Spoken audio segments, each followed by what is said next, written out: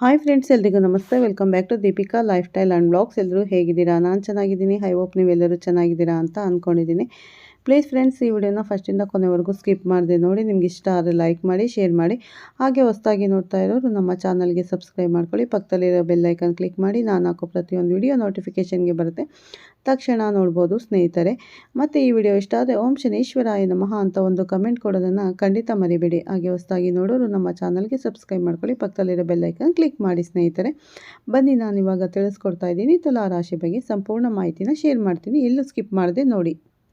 ಪ್ರೀತಿಯ ತುಲಾರಾಶಿಯ ಸ್ನೇಹಿತರೆ, ತಮ್ಮೆಲ್ಲರಿಗೂ ನಮಸ್ಕಾರಗಳು. ತುಲಾರಾಶಿಯ ಸ್ನೇಹಿತರೆ, ಈ ವ್ಯಕ್ತಿಯಿಂದ ತುಂಬ ಎಚ್ಚರಿಕೆಯಿಂದ ಇರಿ. ಈ ವ್ಯಕ್ತಿಯೇ ನಿಮ್ಮ ನಾಶಕ್ಕೆ ಕಾರಣ ಆಗುವವನು.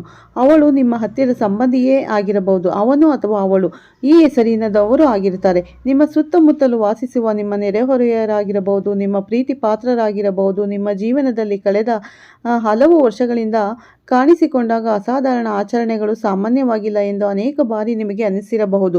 ನೀವು ಎಷ್ಟೇ ಶ್ರಮ ಪಟ್ಟರೂ ಅಂತಿಮ ಕ್ಷಣದಲ್ಲಿ ಕೆಲಸಗಳು ಹಾಳಾಗುವುದು, ನಿಮ್ಮ ಸಂತೋಷದ ಸಮಯದಲ್ಲಿ ಏಕಾಏಕಿ ಸಮಸ್ಯೆಗಳು ಹುಟ್ಟುವುದು, ನಿಮ್ಮ ಮನೆಯೊಳಗೆ ಕಾರಣವಿಲ್ಲದೆ ಕಲಹಗಳು ಹೆಚ್ಚಾಗುವುದು, ಇವೆಲ್ಲವೂ ನಿಮ್ಮ ಮನಸ್ಸಿಗೆ ಪ್ರಶ್ನೆಗಳನ್ನು ತಂದಿರಬಹುದು. ನೀವು ಶೂರರು, ಧೈರ್ಯಶಾಲಿಗಳು, ನಾಯಕತ್ವ ಗುಣ ಹೊಂದಿದವರು. ಆದರೆ ಇತ್ತೀಚಿನ ವರ್ಷಗಳಲ್ಲಿ ನಿಮ್ಮ ಆತ್ಮವಿಶ್ವಾಸವೇ ಕುಗ್ಗಿದಂತೆ ಅನಿಸುತ್ತಿದೆ.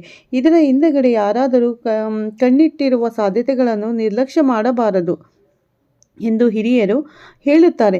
ತುಲಾರಾಶಿಯ ಸ್ನೇಹಿತರೆ, ನಿಮ್ಮ ಬೆಳವಣಿಗೆಯನ್ನು ಸಹಿಸದ ಒಂದು ಹೆಣ್ಣು ನಿಮ್ಮ ಸುತ್ತಮುತ್ತ ಇರಬಹುದು. ನೀವು ಹೊಸ ವಸ್ತುಗಳನ್ನು ಮನೆಗೆ ತಂದಾಗ, ಹೊಸ ವಾಹನ ಖರೀದಿಸಿದಾಗ ಅಥವಾ ನಿಮ್ಮ ಮಕ್ಕಳ ಸಾಧನೆ ಬಗ್ಗೆ ಮಾತನಾಡಿದಾಗ ಅವಳ ಮುಖದಲ್ಲಿ ಮೂಡುವ ಅಸಹಜ ಪ್ರತಿಕ್ರಿಯೆಯೇ ನಿಮಗೆ ಗಮನಿಸಬೇಕಾದದ್ದು. ಅವಳು ನೇರವಾಗಿ ಏನು ಹೇಳದೇ ಇದ್ದರೂ ಅವಳ ಕಣ್ಣುಗಳಲ್ಲಿ ಅಸೂಯೆಯ ಕಿಡಿ ಕಾಣಬಹುದು. ನೀವು ಪ್ರಗತಿ ಸಾಧಿಸಿದಾಗ ಅವಳಿಗೆ ಅಸ್ವಸ್ಥತೆ ಉಂಟಾಗುತ್ತದೆ. ನಿಮ್ಮ ನಗು ಅವಳಿಗೆ ನೋವಾಗುತ್ತದೆ. ತುಲಾರಾಶಿಯ ಸ್ನೇಹಿತರೆ, ನೀವು ಒಮ್ಮೆ ಯಾರನ್ನಾದರೂ ನಿಮ್ಮ ಜೀವನದಲ್ಲಿ ಸ್ಥಾನ ನೀಡಿದರೆ ಅವರನ್ನು ಕೇವಲ ಸ್ನೇಹಿತ ಅಥವಾ ಸಂಬಂಧಿ ಎಂದು ಮಾತ್ರ ನೋಡುವುದಿಲ್ಲ. ಅವರನ್ನು ನಿಮ್ಮ ಕುಟುಂಬದ ಭಾಗವನ್ನೇ ಮಾಡಿಕೊಳ್ಳುತ್ತೀರಿ. ನಿಮ್ಮ ಪ್ರೀತಿ ನಿಷ್ಕಲ್ಮಶ ಮತ್ತು ನಿಮ್ಮ ನಂಬಿಕೆ ಶುದ್ಧ. ಆದರೆ ಇದೇ ಗುಣ ಕೆಲವೊಮ್ಮೆ ನಿಮ್ಮ ದುರ್ಬಲತೆಯನ್ನು ಪರಿಗಣಿಸಬಹುದು. ಎಲ್ಲರೂ ನಿಮ್ಮಂತೆ ಶುದ್ಧ ಮನಸ್ಸಿನವರು ಆಗಿರುವುದಿಲ್ಲ ಎಂಬ ಸತ್ಯವನ್ನು ಒಪ್ಪಿಕೊಳ್ಳುವುದು ಕಷ್ಟವಾದರೂ ಅಗತ್ಯ.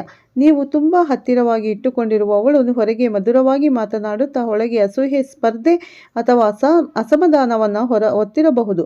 ನಿಮ್ಮ ಯಶಸ್ಸು, ನಿಮ್ಮ ಕುಟುಂಬದ ಸಂತೋಷ, ನಿಮ್ಮ ಆರ್ಥಿಕ ಬೆಳವಣಿಗೆಗೆ ಇವೆಲ್ಲವೂ ಅವಳ ಕಣ್ಣಿಗೆ ಬೀಳುತ್ತಿದ್ದರೆ ಅವಳ ವರ್ತನೆಯಲ್ಲಿ ಸಣ್ಣ ಸಣ್ಣ ಬದಲಾವಣೆಗಳು ಕಾಣಿಸಬಹುದು.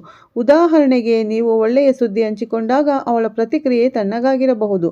ನಿಮ್ಮ ಸಾಧನೆಯನ್ನು ಕಡಿಮೆ ಮಾಡಿಕೊಳ್ಳುವ ಮಾತುಗಳು ಕೇಳಿಸಬಹುದು ಅಥವಾ ನಿಮ್ಮ ನಿರ್ಧಾರಗಳ ಬಗ್ಗೆ ಅನುಮಾನ ಮೂಡಿಸುವ ರೀತಿಯಲ್ಲಿ ಮಾತನಾಡಬಹುದು. ನಿಮ್ಮ ಮನೆಗೆ ಅವಳು ಬಂದ ನಂತರ ಅನಾವಶ್ಯಕ ಜಗಳಗಳು, ಮನಸ್ಸಿನಲ್ಲಿ ಅಶಾಂತಿ ಅಥವಾ ಅಸಹಜ ವಾತಾವರಣ ಉಂಟಾಗುತ್ತಿದ್ದರೆ ಅದನ್ನು ಆಕಸ್ಮಿಕ ಎಂದು ತಳ್ಳಿಬಿಡಬೇಡಿ.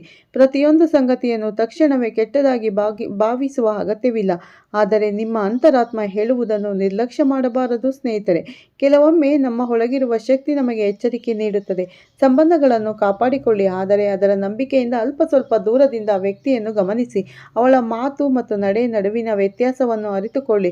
ನಿಮ್ಮ ಸಂತೋಷವನ್ನು ಎಲ್ಲರ ಜೊತೆ ಹಂಚಿಕೊಳ್ಳುವ ಮೊದಲು ಯಾರು ನಿಜವಾಗಿ ನಿಮ್ಮ ಒಳ್ಳೆಯದನ್ನು ಬಯಸುತ್ತಾರೆ ಎಂಬುದನ್ನು ತಿಳಿದುಕೊಳ್ಳಿ. ನಿಮ್ಮ ಜೀವನ ಅಮೂಲ್ಯ. ಅದನ್ನು ಯಾರು ಅಸೂಯೆಗೂ ಅಥವಾ ನಕಾರಾತ್ಮಕ ಮನೋಭಾವಕ್ಕೂ ಬಲಿಯಾಗಲು ಬಿಡಬೇಡಿ. ನಿಮ್ಮ ಮನೆಯಲ್ಲಿ ಕಾರಣವಿಲ್ಲದೆ ಜಗಳಗಳು ಹೆಚ್ಚಾಗಬಹುದು. ಮಕ್ಕಳಿಗೆ ಮತ್ತೆ ಮತ್ತೆ ಅಸ್ವಸ್ಥತೆ, ಹಣ ಬಂದ ತಕ್ಷಣವೇ ಖರ್ಚಾಗುವುದು, ಉಪಕರಣಗಳು ಏಕಾಏಕಿ ಹಾಳಾಗುವುದು, ಇವೆಲ್ಲವೂ ನಿಮ್ಮ ಗಮನಕ್ಕೆ ಬಂದಿದ್ದರೆ ಅದನ್ನು ತೂಕಡಿಸಬೇಡಿ. ವಿಶೇಷವಾಗಿ ನೀವು ಸಂತೋಷದಲ್ಲಿ ಇದ್ದಾಗಲೇ ಈ ಎಲ್ಲ ಸಮಸ್ಯೆಗಳು ಎದುರಾಗುತ್ತಿದ್ದರೆ ನಿಮ್ಮ ಮನೆಗೆ ಬರುವವರ ಮೇಲೆ ಗಮನ ಹರಿಸಿ. ಕೆಲವರು ನಿಮ್ಮ ಮನೆಯ ಐಶ್ವರ್ಯವನ್ನು ನೋಡಿ ಒಳಗೆ ಅಸೂಯೆ ಹೊತ್ತಿರಬಹುದು. ಕೆಲವು ಮಹಿಳೆಯರು ನಿಮ್ಮ ಮಕ್ಕಳನ್ನು ಅತಿಯಾಗಿ ಮುದ್ದಾಡಲು ಪ್ರಯತ್ನಿಸಬಹುದು.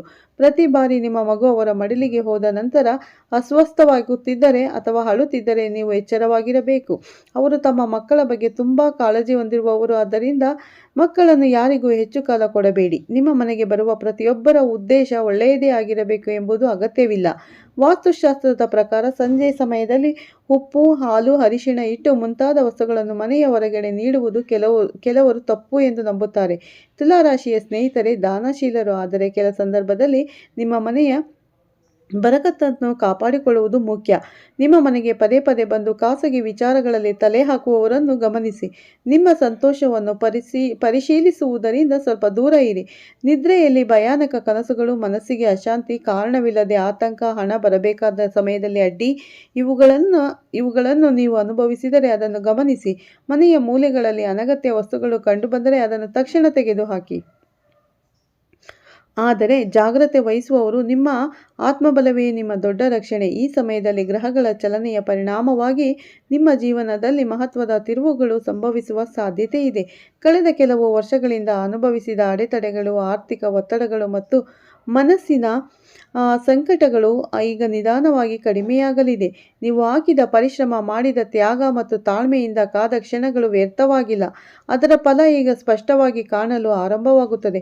ಉದ್ಯೋಗದಲ್ಲಿ ಮಾನ್ಯತೆ, ವ್ಯಾಪಾರದಲ್ಲಿ ಲಾಭ, ಸಮಾಜದಲ್ಲಿ ಗೌರವ ಮತ್ತು ಕುಟುಂಬದಲ್ಲಿ ಸಂತೋಷ ಹೆಚ್ಚಾಗುವ ಸೂಚನೆಗಳು ಕಾಣಿಸುತ್ತವೆ. ನಿಮ್ಮ ಮೇಲೆ ಇದ್ದ ನಕಾರಾತ್ಮಕ ಪ್ರಭಾವಗಳು ನಿಧಾನವಾಗಿ ಕ್ಷೀಣಿಸುತ್ತಾ ಹೊಸ ಅವಕಾಶಗಳು ನಿಮ್ಮ ಮುಂದೆ ಬಾಗಿಲು ತಟ್ಟಲಿವೆ. ಈ ಸಮಯದಲ್ಲಿ ಆತ್ಮವಿಶ್ವಾಸವನ್ನು ಕಾಪಾಡಿಕೊಂಡು ಧೈರ್ಯವಾಗಿ ಮುಂದುವರೆದರೆ ನಿಮ್ಮ ಜೀವನದಲ್ಲಿ ಸ್ಥಿರವಾದ ಯಶಸ್ಸು ಮತ್ತು ಸಮೃದ್ಧಿ ನೆಲೆಯಾಗಲಿದೆ. ನೀವು ಅವಳಿಂದ ಮುಕ್ತಿಯನ್ನು ಹೊಂದಲು ಪ್ರತಿ ಮಂಗಳವಾರ ಹಾಗೂ ಶನಿವಾರ ಉಪ್ಪು, ಸಾಸಿವೆ ಮತ್ತು ಒಣಮೆಣಸಿನಕಾಯಿಯನ್ನು ತೆಗೆದುಕೊಳ್ಳಿ. ನಂತರ ಮನೆಯವರೆಲ್ಲರೂ 7 ಸುತ್ತು ನಿಮ್ಮ ತಲೆಯ ಸುತ್ತಲೂ ಸುತ್ತಿಸಿ ಅದನ್ನು ಒಲೆಗೆ ಹಾಕಿ ಸುಟ್ಟುಬಿಡಿ. ನಂತರ ಇನ್ನೊಂದು ಪರಿಹಾರ, ನಿಮ್ಮ ಮನೆಯಲ್ಲಿರುವ 7 ಹಸಿರು ಮೆಣಸಿನಕಾಯಿಯನ್ನು ತೆಗೆದುಕೊಳ್ಳಬೇಕು. ನಂತರ 1 ನಿಂಬೆಹಣ್ಣನ್ನು ಇವುಗಳನ್ನು ದಾರದಲ್ಲಿ ಸೇರಿಸಿ ಮನೆಯ ಮುಖ್ಯ ದ್ವಾರದ ಬಾಗಿಲಿಗೆ ಕಟ್ಟಬೇಕು. ಕಟ್ಟುವಾಗ ನಮ್ಮ ಮನೆಗೆ ಯಾವುದೇ ಮಾಟ ಮಂತ್ರ ತಂತ್ರಗಳು ತಾಗದಿರಲಿ ಎಂದು ನೀವು ನಿಮ್ಮ ಕುಲದೇವರನ್ನು ಬೇಡಿಕೊಳ್ಳಬೇಕು. ನಂತರ 1 ತಿಂಗಳಾದ ಮೇಲೆ ಮತ್ತೆ ಅಮಾವಾಸ್ಯೆಗೆ ಈ ನಿಂಬೆಹಣ್ಣು ಹಾಗೂ ಒಣಮೆಣಸಿನಕಾಯಿಯನ್ನು 3 ಕಡೆ ರಸ್ತೆ ಕೊಡುವ ಜನ ಓಡಾಡದ ಜಾಗದಲ್ಲಿ ಬಿಟ್ಟು ಬರಬೇಕು. ಏಕೆಂದರೆ ನಮ್ಮಿಂದ ಬೇರೆಯವರಿಗೆ ತೊಂದರೆಯಾಗಬಾರದು.